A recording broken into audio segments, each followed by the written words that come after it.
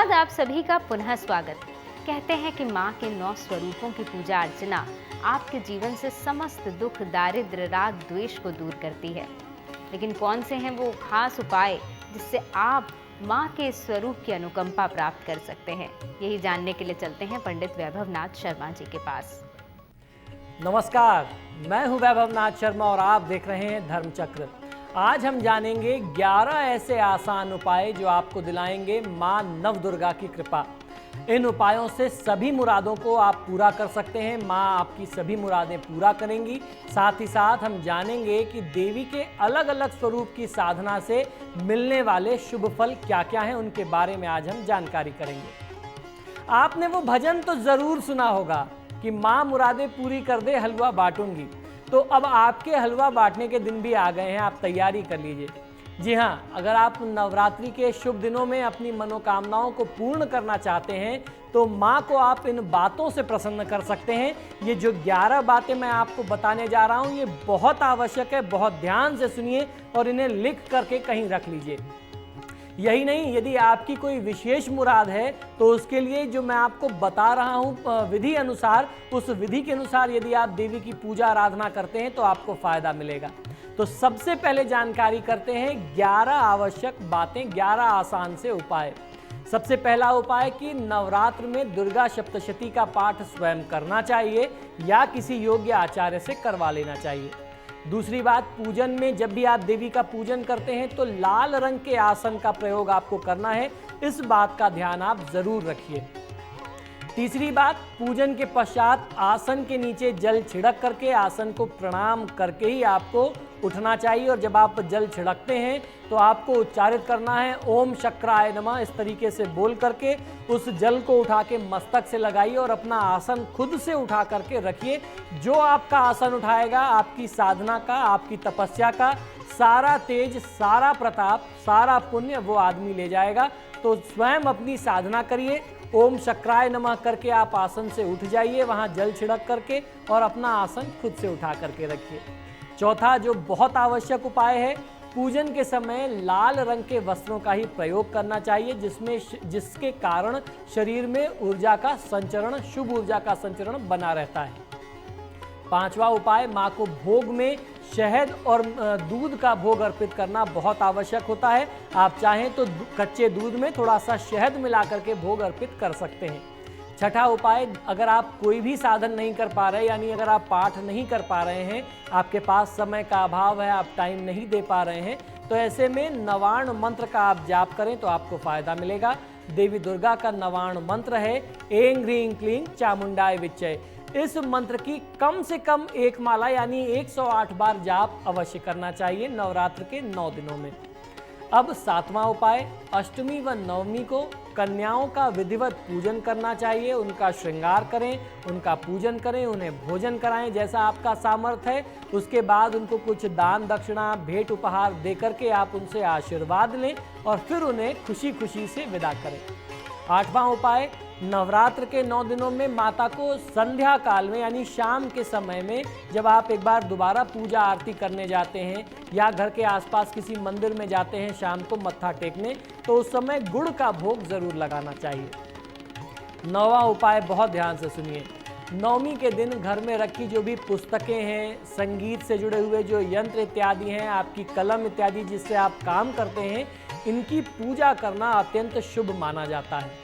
10वां जो एक बहुत आवश्यक विषय है, आपको ध्यान ये रखना चाहिए कि माँ भगवती की पूजा आराधना में, देवी दुर्गा की पूजा आराधना में तुलसी दल और दूर्वा यानी दूब घास जो आप गणेश जी को अर्पित करते हैं, तुलसी दल और दूर्वा देवी को कदापि न चढ़ाएं। इसको चढ़ाएंगे तो देवी रुष्ट हो जाएगी, नाराज हो जाएगी। 11वां उपाय कि कुमारी कन्याओं को उपहार भेंट करने से ही आपकी जो भी मनोकामनाएं हैं वह पूर्ण हो सकेंगी। तो इस प्रकार से नवरात्र में ये 11 बातें ध्यान रखिए। इन 11 उपायों को, इन 11 बातों को पूरे श्रद्धा और विश्वास के साथ करिए। माँ भगवती आपकी किसी भी मनोकामना को, हर प्रकार की मनोकामना को अवश्य पूर्ण करेगी। अब जानकारी करते हैं कि देवी के अलग अलग स्वरूप की साधना से कौन कौन से शुभ फल मिल सकते हैं, यानी किसी भी विशेष कामना के लिए आपको कौन से स्वरूप की पूजा खास तौर पर करनी है, ये जानकारी बहुत आवश्यक है। सबसे पहली बात, माँ शैलपुत्री की साधना। भौतिक इच्छाओं और आध्यात्मिक इच्छाओं की पूर्ति के लिए माँ शैलपुत्री की साधना आराधना की जाती है। माँ ब्रह्मचारिणी की साधना जो है वह विजय और आरोग्यता की प्राप्ति कराती है। यानी अगर आप अपनी विजय चाहते हैं, शत्रुओं पर विजय चाहते हैं और गंभीर रोग से जूझ रहे हैं, तो दूसरे स्वरूप की जो है आपको आराधना अवश्य करनी चाहिए। अब बारी चंद्रघंटा स्वरूप की। चंद्रघंटा देवी की साधना आराधना करने से पाप, ताप और बाधाओं से मुक्ति मिल जाती है। तो अगर आपके काम में बार बार बाधा आती है तो माता चंद्रघंटा की आप पूजा अवश्य करिए। कूष्मांडा जी की साधना करने से आयु, यश, बल और ऐश्वर्य की प्राप्ति होती है। वहीं माता स्कंद की साधना करने से कुंठा, कलह एवं द्वेष से मुक्ति मिल जाती है। अगर आप कुंठित जीवन जी रहे हैं, आपके घर में, आपके कारोबार में बार बार कलह होता है, लोगों से बार बार दुश्मनी होती है, लोग आपके प्रति द्वेष की भावना रखते हैं, तो स्कंद माता के स्वरूप की पूजा करने से आपको लाभ मिलेगा। माता कात्यायनी की साधना करने से धर्म, काम एवं मोक्ष की प्राप्ति होती है। उसके साथ साथ भय का नाश होता है। माता कालरात्रि की साधना करने से व्यापार में, रोजगार में, नौकरी यानी सर्विस से संबंधित जो भी इच्छाएं हैं वह पूरी होती हैं। अगर मान लीजिए आपका व्यापार नहीं चल रहा, रोजगार नहीं है, तो ऐसे में आपको माता कालरात्रि की साधना करनी चाहिए। जो लोग नौकरी पेशा हैं, अपनी नौकरी से असंतुष्ट हैं, उनको लगता है कि बहुत अच्छा प्रमोशन नहीं मिल रहा, बहुत अच्छा फायदा नहीं मिल रहा, उनको भी इस स्वरूप की पूजा आराधना लाभ देगी।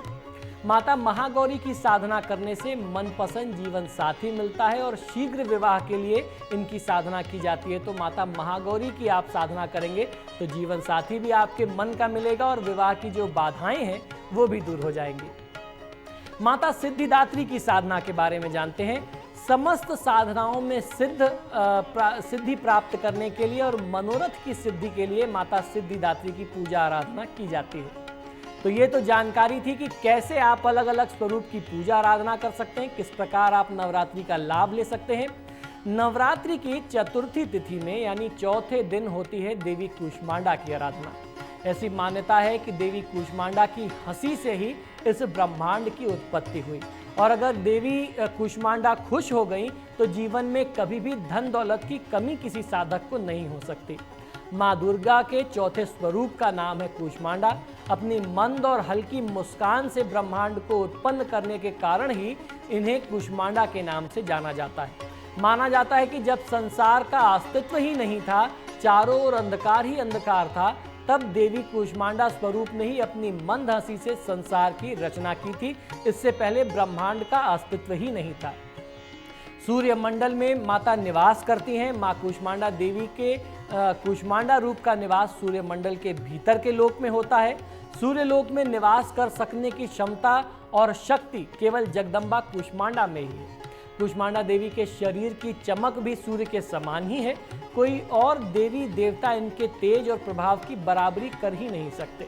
माता कूष्मांडा तेज की देवी हैं। इन्हीं के तेज और प्रभाव से दशों दिशाओं को प्रकाश मिलता है। कहते हैं कि सारे ब्रह्मांड की सभी वस्तुओं और प्राणियों में जो तेज है वे देवी कूष्मांडा की ही कृपा और उन्हीं की देन से है। कूष्मांडा देवी की 8 भुजाएं हैं, इसलिए इन्हें अष्टभुजा देवी के नाम से भी जाना जाता है। इनके 7 हाथों में कमंडल, धनुष, बाण, कमल का फूल, अमृत से भरा हुआ पात्र यानी कलश, चक्र और गदा है और 8वें हाथ में सभी सिद्धियां और निधियों को देने वाली जपमाला है। देवी कूष्मांडा का वाहन सिंह है। तंत्र मंत्र, ऊपरी बाधा, भूत प्रेत निवारण हेतु दुर्गा सप्तशती का संपुट पाठ कराना बहुत आवश्यक होता है और संपुट पाठ जो है वह गुप्त शत्रु को भी मिटा सकता है। उसके लिए मैं आज आपको एक बहुत दुर्लभ प्रयोग बताने वाला हूं। संपुटित पाठ क्या होता है ये भी मैं आपको बहुत विस्तार से समझाऊंगा, लेकिन किस मंत्र से आपको दुर्गा सप्तशती को संपुटित कराना है ये समझ लीजिए। ये मंत्र बहुत चमत्कारी है। सर्वाघोरा अघोरासु वेदना अभ्यर्पिवा स्मरण ममैत तच्चरितम नरो मुच्चैत संकटात्। मंत्र पुनः एक बार सुन लीजिए। सर्वाघोरा अघोरासु वेदना अभ्यर्पिवा स्मरण ममैत तच्चरितम नरो मुच्चैत संकटात्।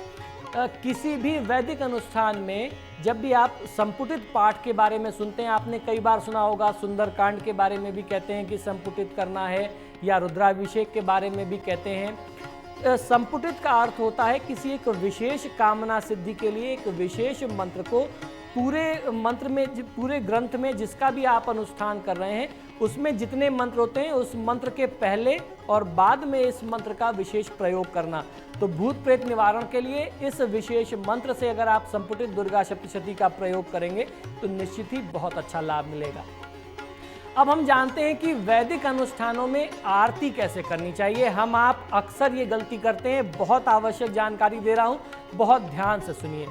कोई भी साधक जानकारी के अभाव में अपने मन मर्जी के अनुसार आरती भगवान की उतारता है, जबकि देवताओं के सम्मुख 14 बार आरती उतारने का विधान है। 14 बार किस प्रकार से करना चाहिए ये भी समझ लीजिए। 4 बार देवी या देवता के चरणों पर से आपको आरती उतारनी होती है, 2 बार उनके नाभि क्षेत्र पर से आरती उतारनी होती है, 1 बार उनके मुख पर से आपको आरती उतारनी होती है और 7 बार पूरे शरीर से आपको आरती घुमानी होती है। इस प्रकार 14 बार आरती की जाती है। जहां तक हो सके विषम संख्या अर्थात 1, 5, 7 बत्तियां बना करके ही आपको दीपक जलाना चाहिए और इन्हीं बत्तियों से देवी की आरती आपको करनी चाहिए या किसी भी देवता की आरती आपको इसी प्रकार करना चाहिए। ये आरती करने का वैदिक और शास्त्रीय नियम है। तो आज के कार्यक्रम में बस इतना ही। मुझे आज्ञा दीजिए, फिर मुलाकात होगी। जय माँ दुर्गे। भाई कहते हैं कि पहला सुख निरोगी काया, दूजा सुख घर में हो माया, तीजा सुख हो कुलवंती नारी और चौथा सुख हो पुत्र आज्ञाकारी। और इन्हीं चारों कामनाओं की इच्छा के लिए माँ के इस स्वरूप की पूजा अर्चना करनी चाहिए। इसी विशेष नोट के साथ मुझे दीजिएगा इजाजत। कल फिर होगी आपसे मुलाकात माँ के नए स्वरूप के साथ। नमस्कार।